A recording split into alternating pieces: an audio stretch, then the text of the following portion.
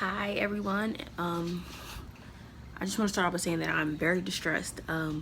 I shot my video at 4, maybe 5 o'clock this morning, and you could tell in the presentation because I was delirious. I was so energetic and I was burning energy. I was crashing. Almost 12 hours later, I have not been asleep yet. I haven't touched a couch, a bed, anything. I've been moving my entire house.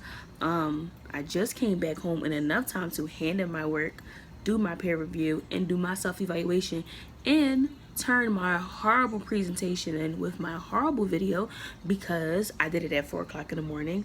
And the fact that I had to do it because the Wi-Fi is getting cut off tonight, and half of my house is at the other house.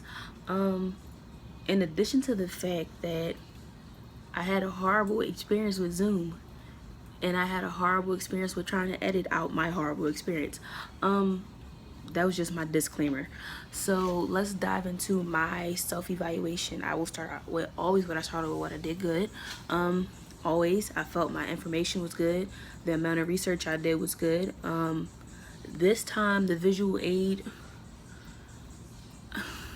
hindsight, it helps your presentation, so you're just not in front of your audience talking and babbling on. But doing a presentation, doing a visual aid at the same time, and trying to make sure they are on the same accord without looking like you're too lost is harder than I thought it would be. I thought it would be a complete breeze, and I was very wrong.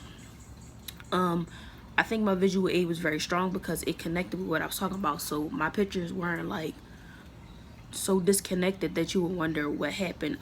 Like I always say in discussion posts, videos, whatever, I'm a very creative person, so things like PowerPoints and visual aids, they're always fun to me, so it was fun putting it together.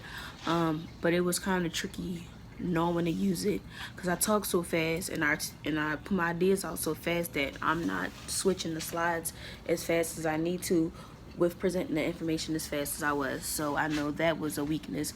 Another strength was how strong my information was, the fact that it was relatable. I'm a college student. I'm looking for ways to be successful, looking for ways to continue on and not lose my sanity. So I think that was what was always in my corner. And I guess this is like a common theme with my videos. I always try to pick something that's close to me, that's passionate to me, that I can easily talk about, ramble about, and relate to, because my biggest fear is that with me having this camera in front of my face and me knowing I have to speak eloquently or, articulate myself, that there's not no conversation with my friends. I always try to pick something that I like, something that I love. Passion is always easy with me. If I'm really passionate about it, it's almost second nature, so that's what's always on my side. I also believe that I did exceed the time limit, so that's good. That's on my side. I guess the professional manner in which I stood up. Normally my videos, I have been sitting on my bed giving them. I stood up. It was good lighting, good audio. My body language was very receptive with what I was saying, with what my pictures were saying. Now let's get on to the bad parts. I didn't have an audience, mostly because I'm in the middle of moving. My actual family is at the other house. I had to stay here because this is where the Wi-Fi is. I couldn't afford to miss work, hand in work late, because I'm going to be moving all week.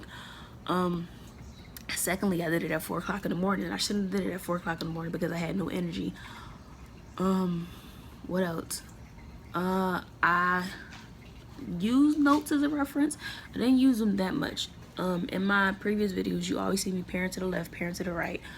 I try to take an idea, put it in my head, or the pictures actually help with putting the idea in my head. And from that point on, I would just ad-lib. I'm pretty sure I would pick up on the words that were in my presentation or the words that was in my outline, but for the most part, I was speaking from personal experience. I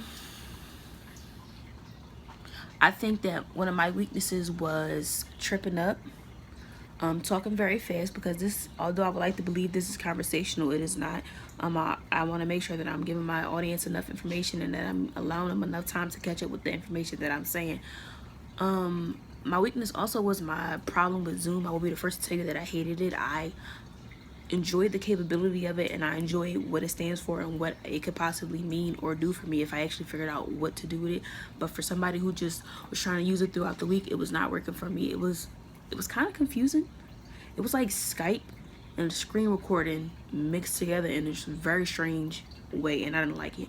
And the actual video that I uploaded to YouTube is so choppy and it's so hard, but that was the best cut I had.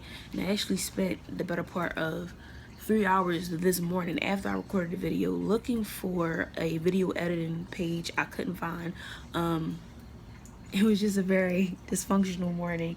I'm still running off no sleep, but I'm surprised that I'm even able to give this critique.